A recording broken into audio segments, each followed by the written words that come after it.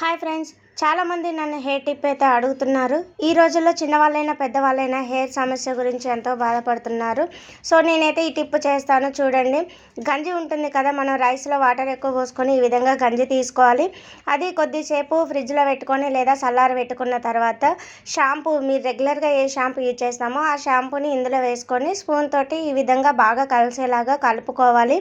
ఈ విధంగా కలుపుకొని మన హెయిర్ వాష్ చేసుకునే టైంలో ఈ షాంపూకి బదులుగా ఈ లిక్విడ్ అనేది యూజ్ చేసుకోవడం వల్ల హెయిర్ అనేది డాండ్రఫ్ ఉండదు, హెయిర్ ఫాల్ ఉండదు, అండ్ షైనింగ్గా ఉంటుంది, బ్లాక్గా ఉంటుంది. కండిషనర్ యూజ్ లేకుండా చాలా స్మూత్గా కూడా ఉంటుంది. ఒకసారి అయితే ట్రై చేయండి. రిజల్ట్ చూసిన తర్వాత మీరే షాక్ అవుతారు. అంత బాగుంటుంది అనమాట హెయిర్. నేను రెగ్యులర్గా యూజ్ చేస్తాను. వీక్లీ 3 టైమ్స్ ఈ యూజ్ చేయండి. ఈ విధంగా మీ హెయిర్ గ్రోత్ అనేది అవుతుంది. ఇప్పుడు నచ్చితే లైక్, షేర్, సబ్స్క్రైబ్.